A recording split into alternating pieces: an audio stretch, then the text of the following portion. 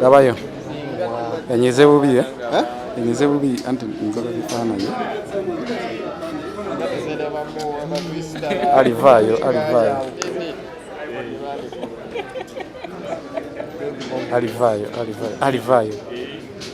Kwati.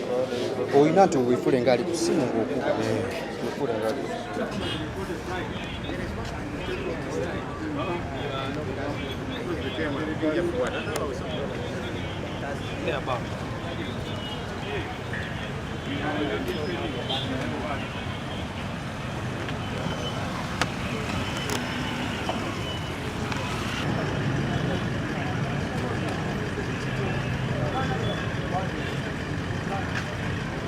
Chidi.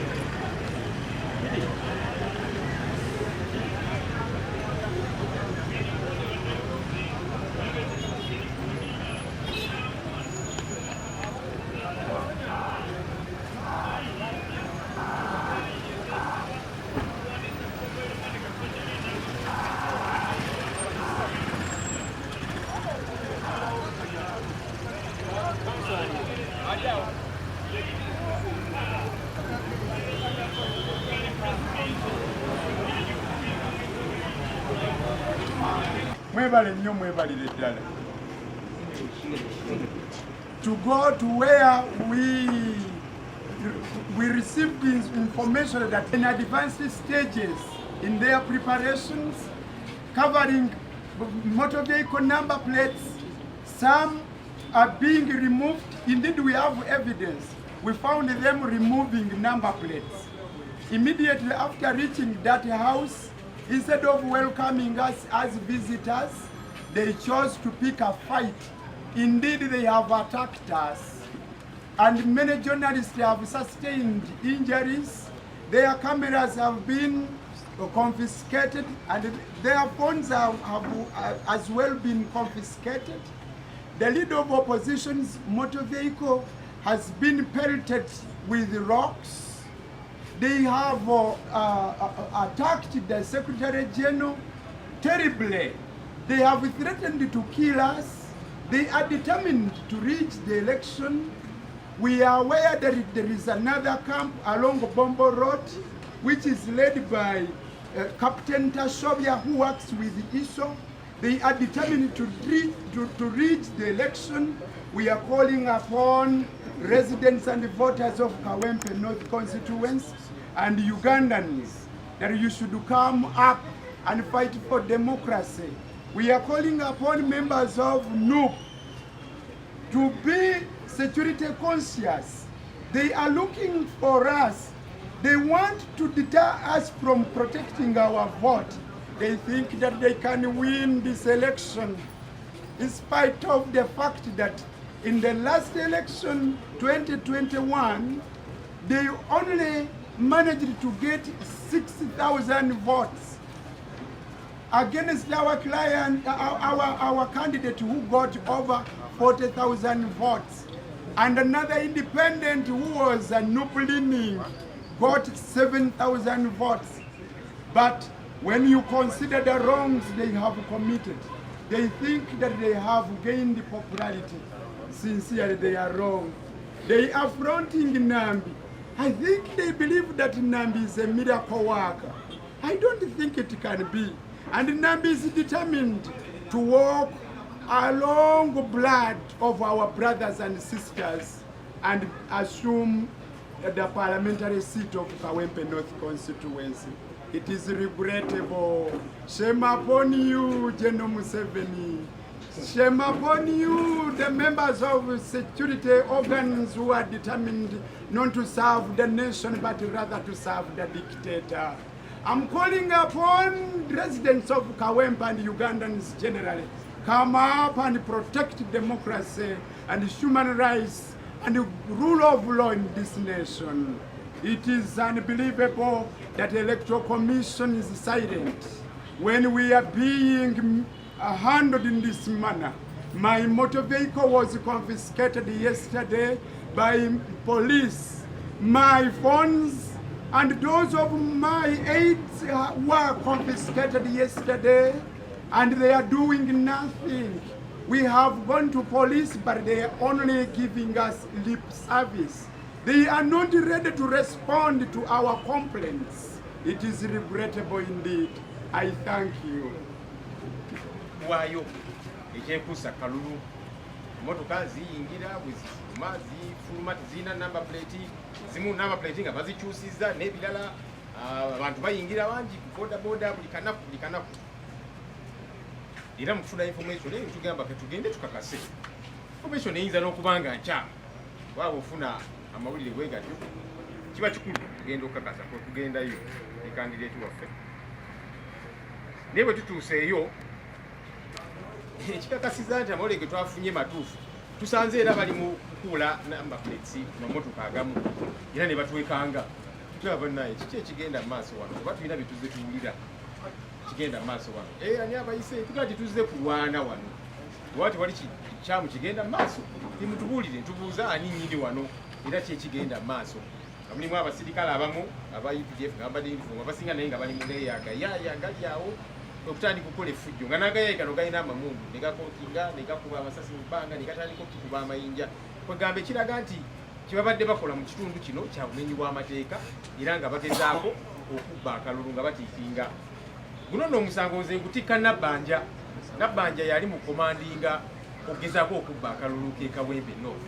Naye Nabbanja ne banno tukuguddemu naye tugenda bakkiriza kubba akalulu k'abantu ba Kawempe North. Nabbanja zaagamba nti kaakati aba NUP twawulidde ntandise okutiikinga obululu n'agamba nti omubaka Namugga omubaka Muwanga Kivumbi gisimanya balina egye batiikingira obululu akola reverse psychology kubanga amanyi kye bali mu kukola. Nabbanja kyali mu kukola ne banne so nga agezaako okukozesa reverse psychology okubuzaabuza bannansi. Nabbanja ne banno tubaguddemu era nga tugenda kukkiriza kubba buwanguzi bwa bannayuganda ng'abagunjufu kukoze tusanze embeera eno kubanga mu kugenda twalabe tekyetaaga nakuteekawo mbeera yonna tuba tugenze napoliisi ab'enjawulo naki nteko security gye tubeera nayo just nga tugenze tuwayemuko n'abantu bano nga tuyinza n'okusanga nga amawulire ge batuwadde nga si matuufu naye olw'embeera gye tusanzeeyo ne bakuma abantu be tugenze nabo SG ne bamukuba waliwo munnamawulire wa NTV Stephen Kibuika bamukubyekubye musajja wattu ne kamera ye ne bagiwamba ne bagitwala tubabuuza mufaaki mumba kimukola tekimenya mateeka ne bakuba amasasi mu bbanga nakine tugamba anyway katuveewo wano tugende ku poliisi tukitegeezeeko nti wano wetwazze nga tulowooza oba oliawo tewalina kikyamu kigenda mu maaso oba okubabuuza ki ekigenda mu maaso wano ate bakoze effujjo ekikakasa nti babadde bakola bimenya amateeka. Mu kuvaawo abantu bano bennyini aba UPDF bali mu uniform za UPDF n'abali mu leeya bakutte amamundu ne bakwata agayinja ne batandika okukuba amamotoka gaffe era emmotoka ezimu ndabirwamu bazaasizza. Naye ate bwe tutuuse ku poliisi DPC owa Kawempe ayitibwa Mwami Muwonge atwaniriza bulungi n'atuwuliriza naye ate ensonga zaffe taziwadde budde tugamba naye lwaki tetugenda ne poliisi mulabe ekibadde wali kubanga obumenyi bw'amateeka bubaddewo wali bali mu kugezaako kutiikinga bululu namba plate bazikyusa bakubya abantu naki tugende ne poliisi mulabe nammwe ekiri awo ku crime scene era tugendagenda temufaayo ne mukole statement tugamba kale tuzikole naye ne beetooloola essaawa neeyita ne tulaba nti bano nno nabo bayinza okuba bali mu tubuzaabuza eri bwe bamaliriza bwe bali mu kukola ne statement tubagaa nti kale statement tuziwandiike ne OCCID naye nga bonna bali mu tubuzaabuza tugamba katufeewo wano kubanga abapoliisi nabo kifo ky'okutuyamba ate balinga abakolagana ne bali DPC Mwami Muwonge newankubadde otwaniriza bulungi naye engeri gy'otafudde ku nsonga yaffe obadde nga alaga nti ebintu bino obimanyiiko olinga protecting abali. Electoral Commission tugikubira omulanga twagala otegeera oli nkyali nsonga zino kubanga n'omu ku bubaka bwe tufunye ennyumba eno eri mu Nameeri Electoral Commission officials abamu babadde bagendayo ng'abantu babalaba nga bagendayo. In fact omu ku gwe boogeddeko baga nti yagendayo kwawo bamuyita mucunguzi Julius spokesperson wa Electoral Commission. Kakati twagala okutegeera Electoral Commission Mwami Julius Mucunguzi ene ennyumba gye tugenze ne bakuba amasasi mu bbanga ne bakuba abantu naki nga tulaba bakolayo yamenyi w'amateeka wagendayo okukola ki? Ennyumba eno Electoral Commission yegivunaanyizibwako ye electoral commission bwe nga yegivunanyizibwako lwaki candidate aba tasobola kubuuza ki ekigenda mu maaso ne batugamba nti wano electoral commission yapangisaawo era bakolerawo mirimu gya electoral commission ne tutegeera ekyo tekyalibaddemu na buzibu naye tusanze agayaayi gamukwata mundu kwegamba nga gakuuma abo abali mu kumenya amateeka abali mugezaawo kutiikinga obululu munda mu nnyumba kuba tisobodde kuyingirayo.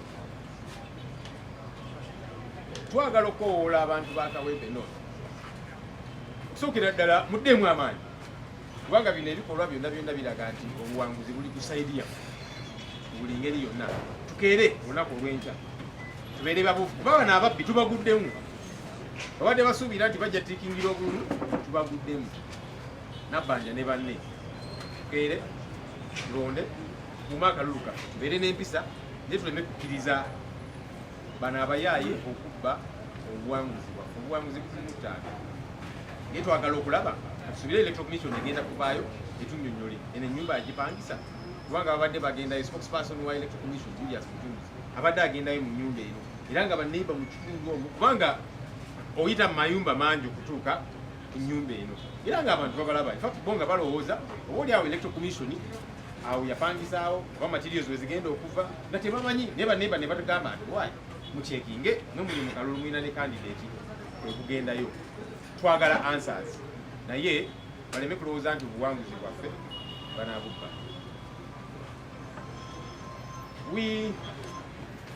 Chebando Central Zone and House of Bidda Samu Mugalu, where they are taking ballot papers.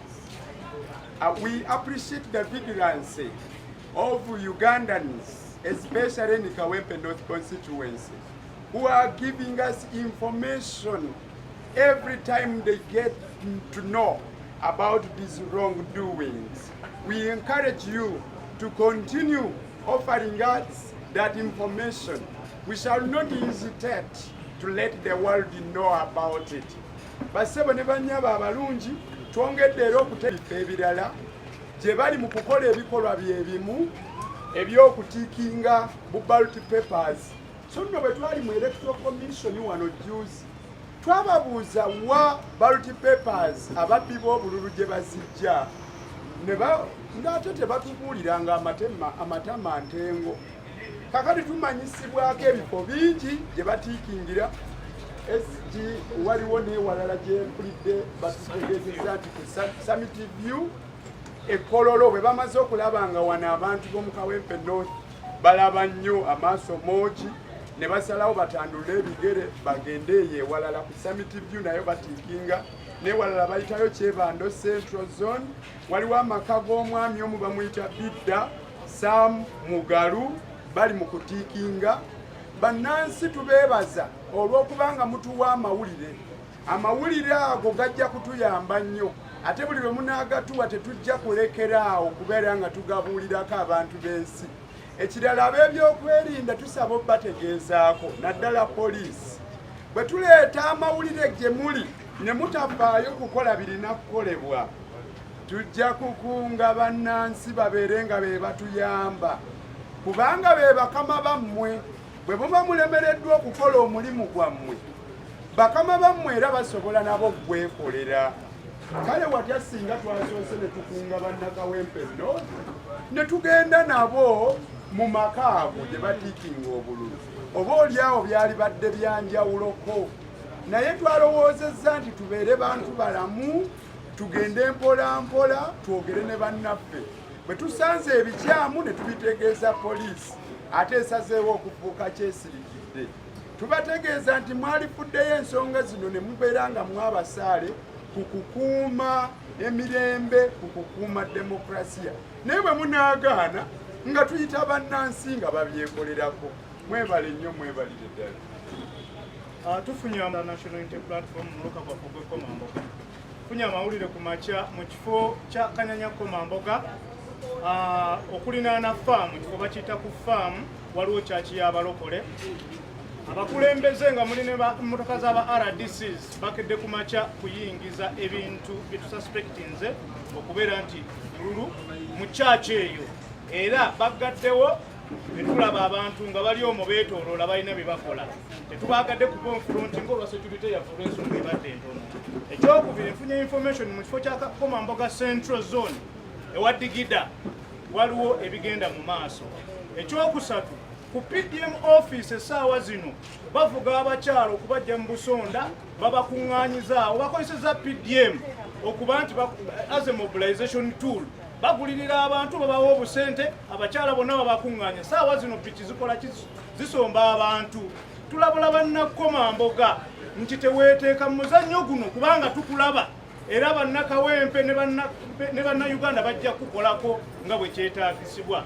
Twetaaga akalulu kano kabeere free and fair, tetwetaagamu muzannyo gwonna. Bannayuganda bakoowu, twagala ebintu ebiri transparent, buli kimu kitambule. Tulabula Electoral Commission ne ba RDCs be batusindiseemu nti mwegendereze ebikolwa bimuli mukukolera mu bifo byaffe mwe tuwangaalira. Tubalaba era buli kimu kitaddeko eriiso jjoji. Kale, bebi nga tumaliriza, manyi Honorable Nalukoola tukulinze mu Parliament. Nabeewo wano ababaka kambayite Justin obalabeko abakulindiridde okwaniriza mu Parliament. Justin mubalabe tebagenda kwogera ng'obudde balimu Ronald Nsubuga. Ensonga tugiriko serious. Sebo tukulinze mu Parliament. Bako omukyala w'MPG ombaka owa ono abasembabule Honorable Nabbanja ali mu kubba obululu ate ali mu kwekwasa. Kale agenda kubyogera. Meya waffe owa Masaka City Honorable Florence Namayanja kyawita ogamba Lunyambulu. Ogamba Lukiga. Yes.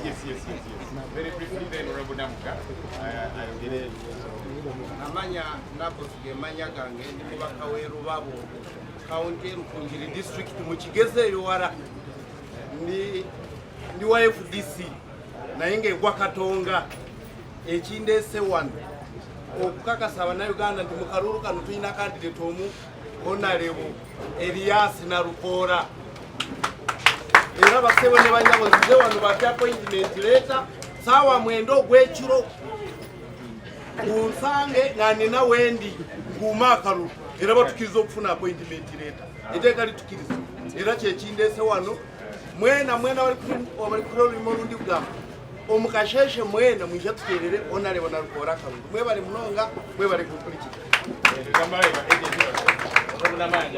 byebinubule byofaayo nabyo n'enkofu kana akalulu tukeetaaga oba tuvaayo nabinubule naye tuteeka okuvaamu n'enkofu y'ensonga lwaki tutaddewo obudde bwonna okulaba nti tutunuulira buli kigenda mu maaso.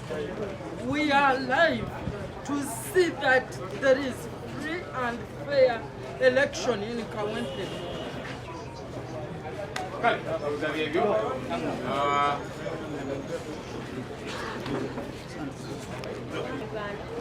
eyagambye nti nina obululu bwe napurintingisiza nyina ekkolero ly'obululu gye nazimba ejjinja era eyo gye mbutiikingira mbuleete nga ntiikinzeeko kandideeti waabwe nange. Njagala okutegeeza Prime Minister nti namugamba ka Parliament ow'Emawogola ow'empisa ennyo era agoberera amateeka naye mbadde sigendaako mu training ye ey'obusirufu bw'empisa era siyinza kulabikako nga nziba obululu. Njagala okutegeeza eggwanga nti njagala mumanye nti komanda w'ababbi w'obululu bamuyita Nabbanja Prime Minister wa Uganda naye nga mukazi munne mutegeeza nti tageeza n'akwata mu lupa. Honorable Nabbanja Prime Minister wa Uganda sawoweesa abakyala ekitiibwa abakyala tubangako babbi. Maama nkutegeeza nti gezaako okwate mu nva gezaako okwate mu kalulu ka Nalukoola bw'ojja okumanya nti Bannayuganda basobola okufaayo. Ensonga endazza agyogera era ngenda muggulako ssebo ngenda ku poliisi muggulako musango. Seetaaga kunnyonoonera linnya kuba njagala ajja ku poliisi aweeyo obukakafu bwe nva wano otulo ngenda ku poliisi kugulawo omusango gwa kunnyonoonera linnya. Prime Minister Nabbanja tayinza genda ku mativi ava kweno kweri ng'agamba nti nyina kukolero erikola obululu ejjinja. So bwe nva wano ngenda kwekubira nduulu okulaba nga nfuna obwenkanya obutanyonoonera linnya. Mu nduuku tetulina babbi, iffe tulina amaanyi g'abantu era tumanyi nti abantu b'Ekawempe akalulu baakatuwadde dda. Mbakunga mwenna bannakawempe mukeere ku makya ewatali kutiisibwatiisibwa mugende mulonde. era bino bali mu kugamba mbu ffenna bagenda tuyola mukyala Nabbanja yagambye mbu mwenna buli atalondera Kawempe buli atabeera Kawempe buli atawangalyayo talinnyayo ne Uganda teriko boundary tateekangawo command namuga tosukka wano so buli omu oli wadde mbogenda mu kitundu kyonna sewakalu tugenda kakuma tugenda kubeerayo nze mukyala Nabbanja nkulinze Kawempe naye nga saawa eno ngenda ku poliisi kubasaba bankwatire mukyala Nabbanja okunjogerako ebigambo byansimatu kale banaye tweyangiza surveillance yaffe newakubaddesi batukozeko evidiyo naye bategedde nti tutegeddewo kati nga tuba tugenda kukola surveillance motoka ezivaawo zonna ziragawa nga tuzigoberera katusubire electoral commission enaakola ogwayo ne poliisi batakolegwayo bannansi bagenda kwekolera kubaka kati bategeezezza oba bagezaako okubbira obululu tugenda kwekolera surveillance kola nti akalu kaffe kapya what's very important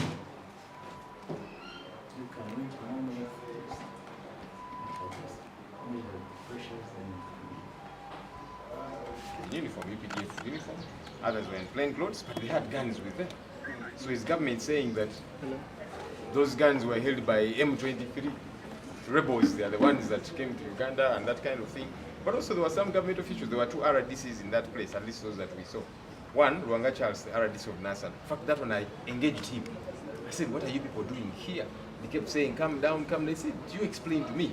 Until eventually, he ran away. There's another one called Sembe Lilwa Hassan, who here is a deputy RDC from local areas.